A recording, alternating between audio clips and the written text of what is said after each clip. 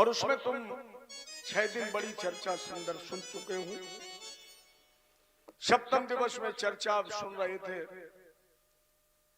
बाणासुर की पुत्री उषा, जिसका विवाह भगवान कृष्ण के नाती अनिरुद्ध जी के साथ हुआ। बाणस्य तनया मुखा मुपे में युद्धतमा। कौन है ये? सुखदेव जी ने कहा, राजन बाण पुत्र सतस ज्येष्ठो। दैत्यराज बलि के 100 पुत्रों में सबसे बड़े पुत्र का नाम था बाणासुर। शंकर जी का बड़ा अनुयायी था। और आप सभी लोग जानते हैं, शिव समान दाता नहीं, शिव का मतलब ही कल्याण है। जो एक बार शिव शब्द का उच्चारण करता है उसका कल्याण निश्चित है, अवश्यंभावी नहीं, निश्चित है। जो शिव शब्द का एक बार उच्चारण कर लेता है। बड़ी सुंदर तपस्या की 12 वर्ष। शंकर जी प्रसन्न हो गए, का बेटा वर मांगो। बाणासुर ने कहा 1000 हाथ। क्या करोगे? बोले कभी आपके शिष्य पर अगर प्रतिद्वंदी ने आक्रमण कर दिया तो भोलेनाथ 500 हाथ में धनुष, 500 हाथ में बाण, आनंद आ जाएगा युद्ध करने में। शंकर जी ने कहा तथास्तु। और बाणासुर ने कहा महाराज जी आप हमारे नगर के रक्षक, मुख नगर के दरवाजे के पहरेदार। अब राजन जरा सोचिए, जिसके 1000 हाथ हो जाए नगर के रक्षक शंकर जी हो जाए, जिसके पीठ पर महाकाल का हाथ हो, उसका काल भी क्या कर सकता है? अब बाणासुर को आ गया अभिमान। जब कोई लड़ने वाला नहीं मिला, को अश जन्मा है जगमाही, और प्रभुता पाए काय मग नाही। कौन ऐसा संसार में पैदा हुआ जिसे अभिमान ना आए? प्रभुता मिले। और 5 जगह तो अभिमान मुख्य रूप से आता है। उसमें पहला स्थान धन बल, दूसरा स्थान बाहुबल, तीसरा स्थान पद बल, चौथा स्थान ज्ञान बल, और 5वां स्थान सम्मान बल। आप जिस सम्मान के हकदार ना हो और लोग आपको सम्मान देने लगे, अभिमान आ जाएगा। 2, 4, 5 बार रामायण पढ़ लो, सत्संग कर लो, अभिमान आ जाएगा। तो अभिमान बस भोलेनाथ के पास पहुंचा, प्रणाम किया। शंकर जी ने कहा बेटा और सब बढ़िया है? बाणासुर ने कहा गुरु जी सब कृपा है, लेकिन एक निवेदन है। क्या? बोले वरदान वापस ले लो। एक हम 2 कुंटल वजन टांगे घूम रहे, लड़ने वाला कोई है ही नहीं। तो गुरु जी या तो लड़ने वाला बताओ, और लड़ने वाला ना हो तो थोड़ी देर के लिए अखाड़े में चलो, गुरु चेला के हाथ हो जाए। शंकर जी ने कहा हाँ, बाबा गोस्वामी जी ने इसीलिए मानस में बिल्कुल ठीक लिख दिया है, जा सोनी चुम। यहां किसी जाति से मतलब नहीं है। जिसके चरित्र, जिसके आचरण, जिसकी बुद्धि, जिसके कर्म नीचता के हैं, वो सबसे पहले क्या करता है? जा सो नीच बड़ाई पावा, और सो हट प्रथम ही ताही नसावा। नीच प्रकृति का व्यक्ति जिससे यश, बड़ाई, प्रशंसा प्राप्त करता है, सबसे पहले उसी के विनाश की योजना बनाता है। तुमसे क्या लड़े? ये झंडा ले जाओ, लगा देना छत पर, जिस दिन झुक जाए समझ लेना तेरा लड़ने वाला आ गया। इसी की पुत्री का नाम था उषा। शयन कक्ष में रात में शयन कर रही थी, अचानक एक श्याम वर्ण अद्वितीय पुरुष का दर्शन किया, और दर्शन करके मन वाणी कर्म से पति बना लिया। अच्छा, हमारा आपका स्वप्न कहां टूटता है? जहां स्वप्न देखना चाहोगे, जहां आप स्वप्न देखना चाहेंगे वहीं टूट जाएगा। तो उषा ने पति बनाया, बरमाल ली, और जैसे इस स्वप्न दृष्टा पति के गले में माला पहनाने लगी, एकदम स्वप्न टूट गया। इधर उधर देखा, शयन कक्ष में कोई था ही नहीं। अब बड़ी दुखी बैठी। सूर्योदय के साथ इनकी बाण मंत्री कुसुमांडस चित्रलेखा चतुश्रुता। बाणासुर का एक मंत्री था जिसका नाम था कुंभांड, पुत्री का नाम चित्रलेखा था। ये उषा की सहेली थी। सुबह सुबह आई, प्रश्न किया, रो क्यों रही हो? उषा जी ने कहा, बहन एक गलती हो गई। दृष्टा कश्य नरा स्वप्ने श्याम लोचना। मैंने स्वप्न में अद्वितीय श्याम वर्ण पुरुष का दर्शन किया, पति बना लिया। चित्रलेखा ने कहा, मैं चित्रकार हूँ, दीवार पर चित्र बना रहा हूँ, बन जाए पति का बता देना। तो उषा ने गंधर्वों के, यक्षों के, नागों के, देवताओं के चित्र बनाए। हर चित्र को देखकर उषा ने कहा, ये नहीं है। अब ये मृतलोक में आई तो भगवान कृष्ण का चित्र, ये भी नहीं है। कन्हैया जी का चित्र हटा दिया, प्रद्युम्न जी का चित्र बनाया, थोड़ा घूंघट कर लिया। चित्रलेखा ने पूछा, यही है? बोले नहीं। इसे देख करके लग रहा है कि या तो ये मेरे पति का पिता है या मेरे पति का बड़ा भाई है, ये नहीं। अब की बार प्रद्युम्न के पुत्र अनिरुद्ध जी का चित्र बना। उषा जी ने देखा, वाह सखी ऐसी कला, शूरत मूरत भव्य, इसी तरह चित चोर को ले आना कर्तव्य। कितनी सुंदर तुम्हारी चित्रकारी है, कितनी सुंदर तुम्हारी कला है। लेकिन बहन जी एक मदद और कर दो, पति का दर्शन। चित्रलेखा ने तुरंत योगी का रूप बना लिया, क्योंकि चित्रलेखा जानती द्वारका की रक्षा सुदर्शन और गरुड़ करता है। लेकिन भगवान का आदेश है, ब्राह्मण को कभी मत रोकना, योगी संत को मत रोकना, क्योंकि जय विजय ने रोक लिया तो 3 जन्म अशुभ बनना पड़ा। योगी का रूप बना करके चली। नारद जी ने सोचा, ये प्रवेश तो कर सकती है, लेकिन छल से जा रही है, और अगर कहीं पकड़ गई तो मार दी जाएगी। इसलिए नारद जी ने कहा कि तुम मेरे पीछे आओ। चित्रलेखा को योगी के रूप में पीछे कर लिया और नारद जी आगे। दरवाजे पर पहुंचे, एक तरफ से गरुड़ ने प्रणाम किया, सुदर्शन ने प्रणाम किया। नारद जी ने कहा, बेटा भजन कब से नहीं किया? गरुड़ बोले, गुरुजी अरे हम तो भगवान कृष्ण के आदेश का पालन कर रहे हैं, अभी हम पहरा लगा रहे हैं। नारद जी ने कहा, हमारे बिहारी जी जिसे अपने से दूर करते हैं उसे इसी तरह के काम बताते हैं। अरे बैठ जा, 2 मिनट भजन कर लो।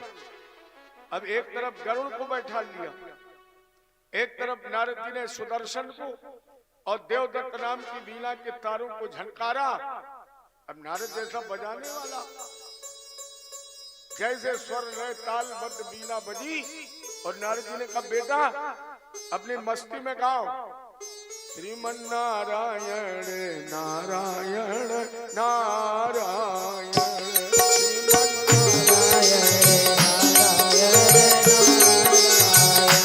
श्रीमन नारायण नारायण नारायण, भजन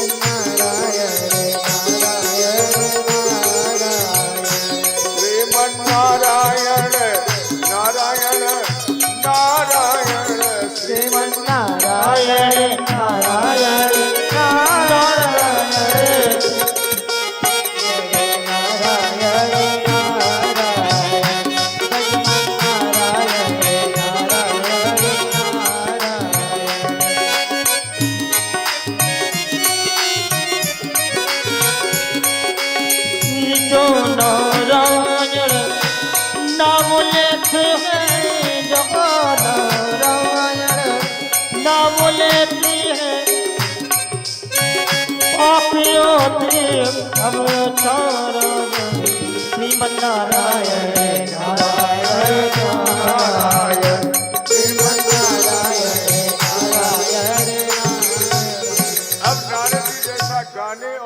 बुलाने वाला।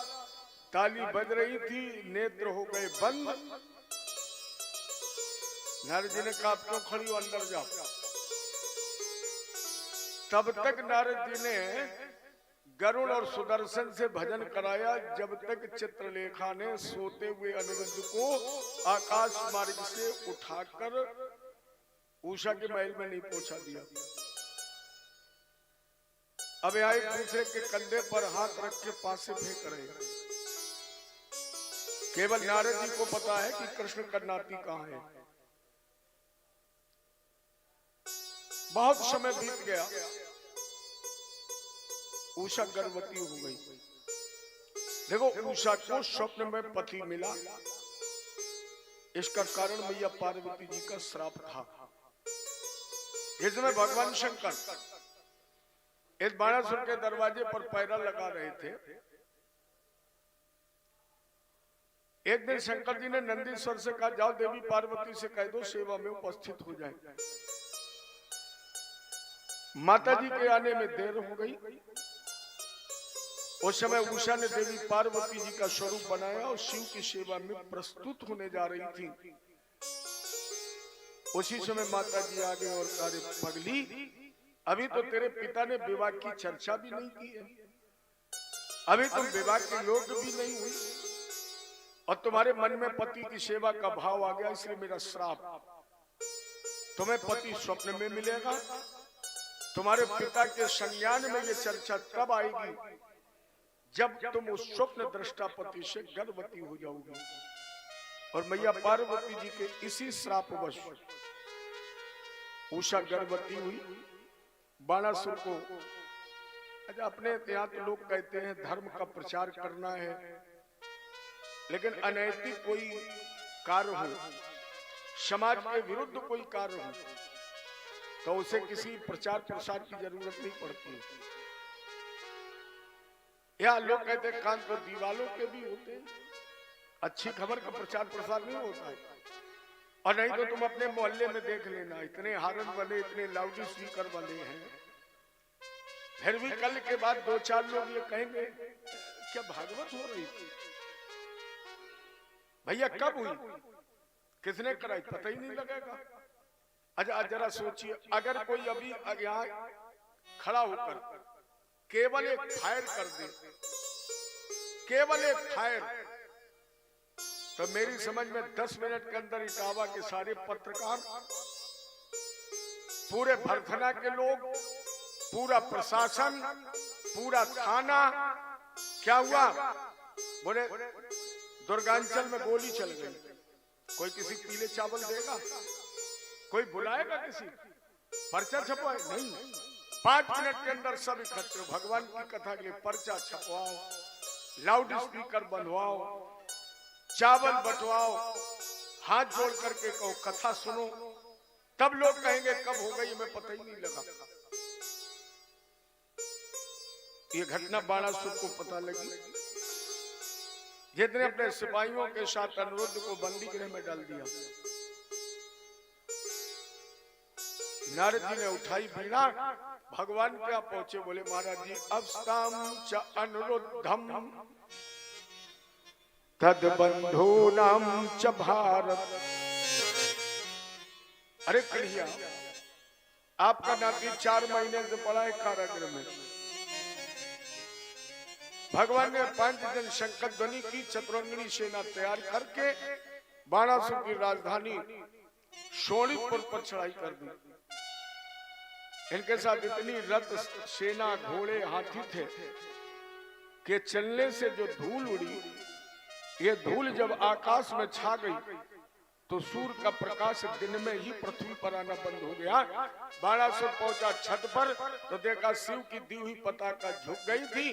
भागा दरवाजे पर पहुंचा, भोले बाबा त्राही नाम, भोलेनाथ रक्षा करो। अरे नमामि समीसान निर्वाण रूपम विभुम व्यापकम ब्रह्म वेदस्वरूपम। नमामि समीसान निर्वाण रूपम विभुम व्यापकम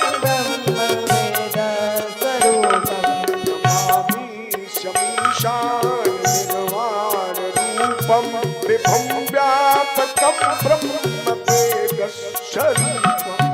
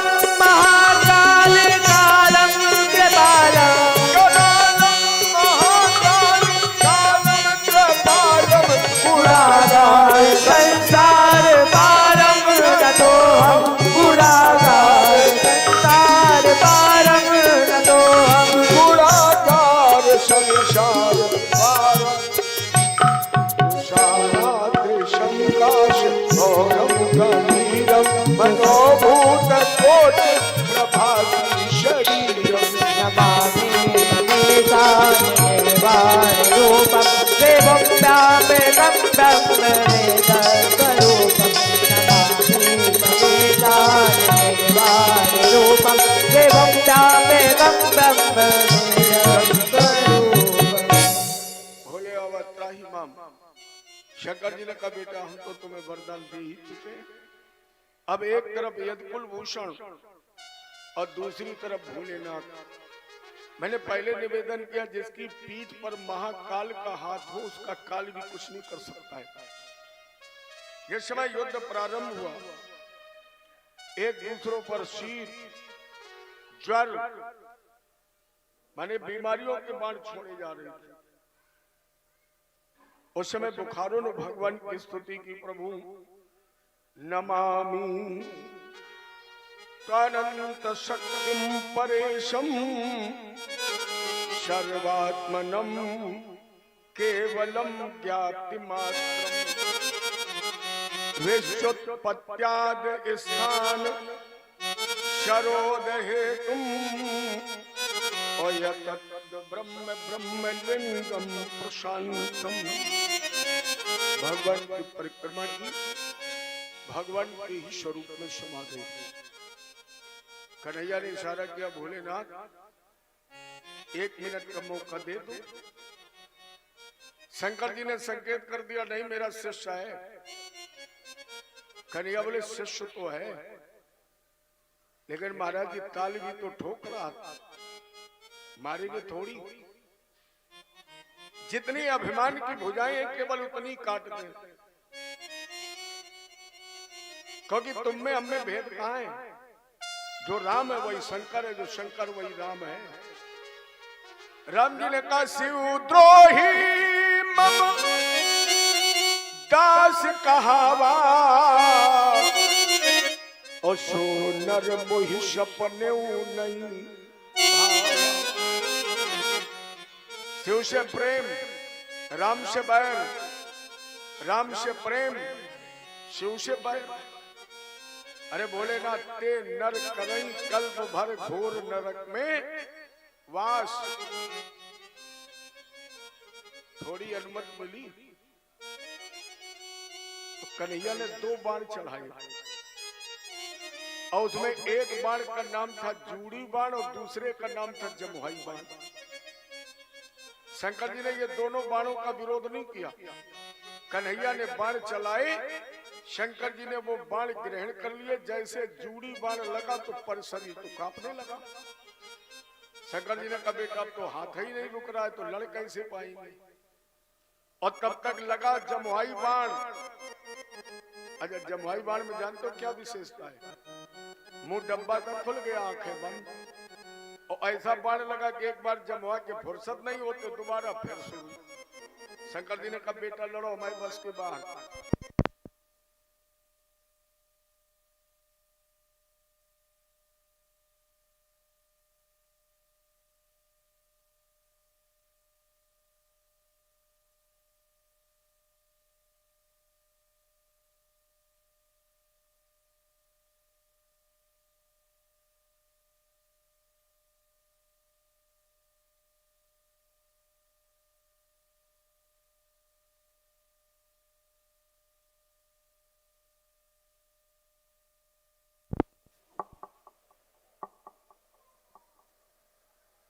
जय बोले कृष्ण भगवान की।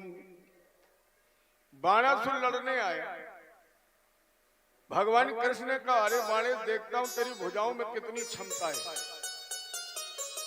एक बार भगवान ने तूणीर से निकाला, 10 हो गया, और जब प्रत्यंचा पर चढ़ेगा तो 100 हो गया, खट गया, 700 हाथ कट गए। बोले अवतराई माम। और शंकर जी का जमुआई के मारे न तो दिखाई पड़े न सुनाई पड़े। बोले शाबाश बेटा, और लड़ो। और जब दोबारा लड़ने गए तो भगवान ने केवल 4 रखी, बाकी सब काट दी। और जब 9 से 96 कट गई, बोले त्राहिमाम। शंकर जी ने कहा बेटा फाइनल है। बाणासुर ने कहा पीठ ठोक ठोक के हाथ तो कटवा दिए, अब गला है बच्चा, ये भी कटवा डालोगे? ले महाराज जी होश में आइए। कन्हैया ने भी संकेत किया, बोले ना पूरा काम हो गया। आंखें खोली, बोले अब कृष्ण के चरण पकड़ लो। बाणासुर भगवान के चरणों में गिर गया और शिव के निर्देश से अपनी पुत्री लक्ष्मणा का विवाह, अपनी पुत्री उषा का विवाह अनिरुद्ध जी के साथ संपादित किया। बाणासुर यहीं से भगवान शंकर के साथ चला गया, तो शंकर जी के साथ जो महाकाल नाम का गण है, यही बाणासुर है। भगवान कृष्ण उषा जी के साथ लौट करके द्वारका आए।